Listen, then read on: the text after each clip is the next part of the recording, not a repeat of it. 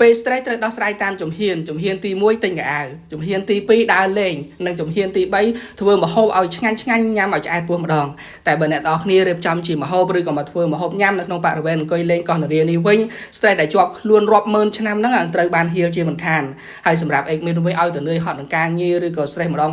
តែងតែរៀបចំកៅអីមកអង្គុយលេងនៅនេះឬក៏រៀបចំជាអាហារញ៉ាំនៅនេះតែម្ដងដោយសារតែពេលដែលយើងចេញមកក្រៅយើងអាចមើលគេមើលឯងបរិយាកាសស្រឡះខ្លួន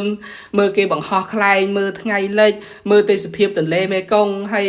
ឃើញទូកតូចធំជិះកាន់ចេះដូចជាយើងកំពុងតែនៅមាត់សមុទ្រអញ្ចឹងនឹងចំថ្ងៃដែលខ្ញុំមកលេងនេះឃើញមានអ្នកមកលេងច្រើនណាស់អ្នកខ្លះរៀបចំជាតុអង្គុយលេងអ្នកខ្លះរៀបចំជាកម្រាលអង្គុយហូបចុកជុំគ្នាសប្បាយចំណែកអេកមីនវិញក៏មិនចាញ់គេដែរបានរៀបចំគ្រឿងក្លែមមានជាងាវស្រស់បង្គាស្រស់និងផ្លែដោះគោប្រមាណផ្លែនេះអមជាមួយនឹងស្រាបៀរខ្មែររបស់យើង Gainsbourg Snow នេះខ្លះសេតិច